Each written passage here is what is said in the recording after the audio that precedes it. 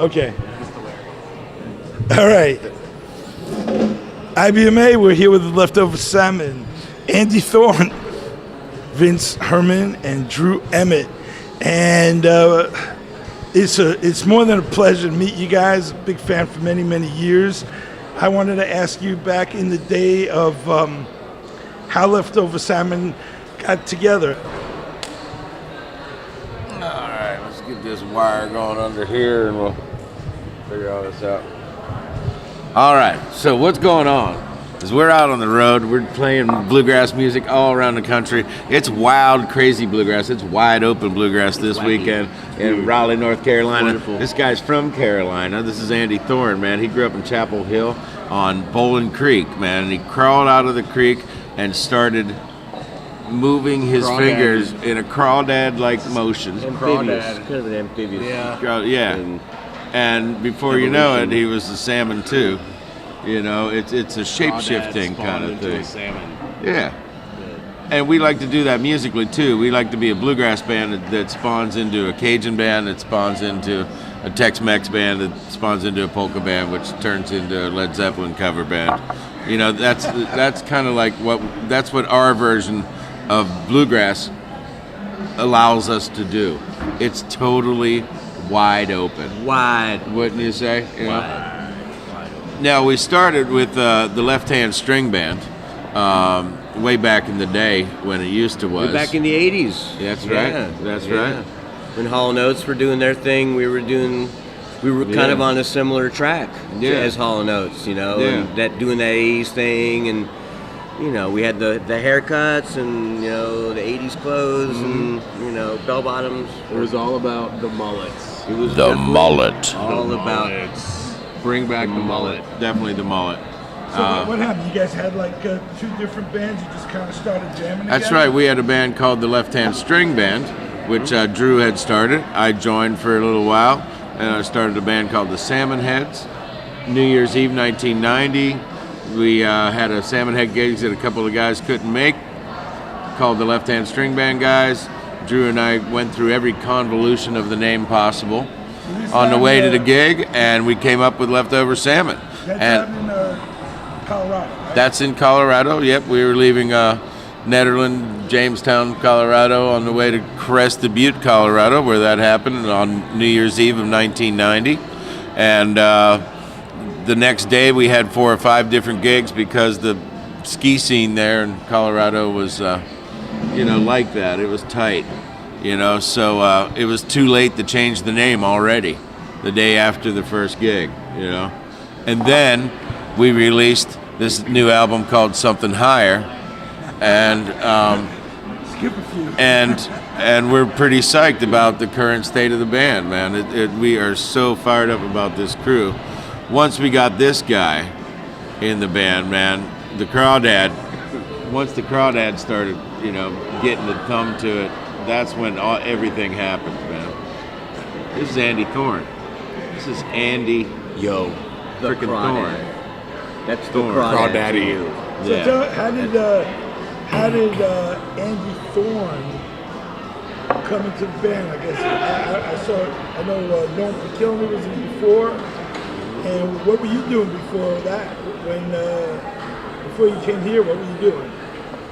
I was doing all sorts of stuff. I was in college at UNC Chapel Hill, studying jazz guitar very badly, but having way more fun playing banjo on the side.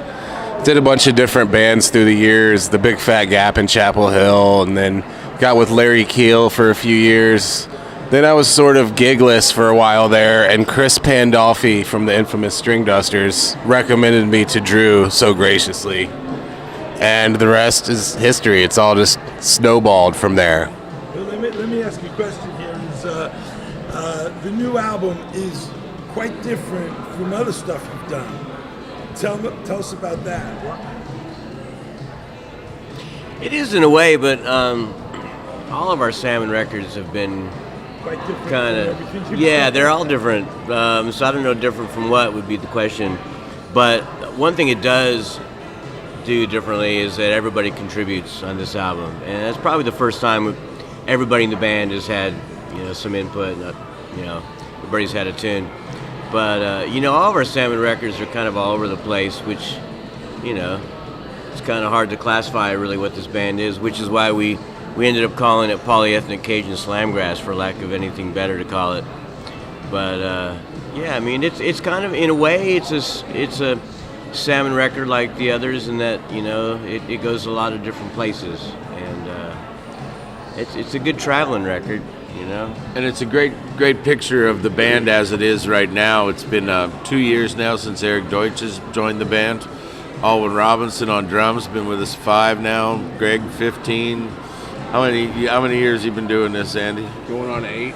On 8. You know, the band's been together in this form for, you know, 2 years with this particular 6-piece, and I think we're really Hitting the sweet spot. Hitting the sweet spot, and it really sounds bigger and funner than it ever has to me. I'm loving it here on year 28 of the band to feel so fresh. Started in Colorado. Oh, yeah. Telluride Campground. Oh, yeah. Basically, was really the initial gathering of the people that would form Leftover Salmon. We were in the band contest as the left-handed Salmon Spankers, with about 13 people on stage. That's where we met Mark Van. He was there to be in the banjo contest, and we did some gigs in town, and that's when it was basically the Salmon Heads, and then some of us left-hand guys joining in with the Salmon Heads, and then another band called the Chicken Spankers.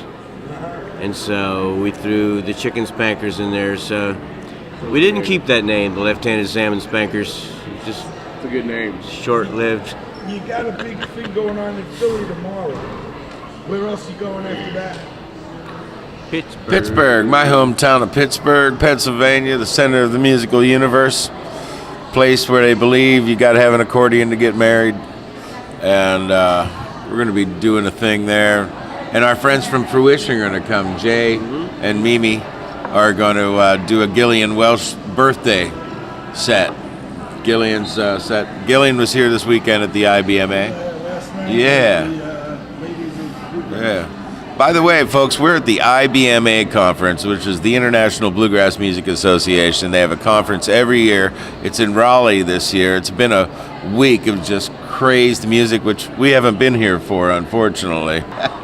We're really excited about having Sam Bush and John Cowan joining us this evening. Newgrass Revival was a huge influence on us. And so we're going to do some old Newgrass Revival tunes with those gentlemen. And we got Mike Compton on the mandolin, one of the best Monroe mandolin players on the planet today. One of, you know, I would say top 5, you know, with up there with Ronnie McCurry and Ricky Skaggs and, you know, Chris Henry. You know, dudes that really play the Monroe stuff. But he played with John Hartford in the Hartford band, which that was an amazing band. That was the last band that Hartford had, and he was so great with Hartford. I mean, he was the perfect mandolin player. Also played with Nashville Bluegrass Band, of course. But anyway, I'm really excited about having Mike Compton, and Laurie Lewis is going to join us. All right. Well, folks, that's it. Live from IBMA 2018. They're your correspondents. There's the bridge. Larry, Curly, and Mo. There's Bert. The bridge is to Bert. Bridges the Bluegrass Bert. Bert. Festival!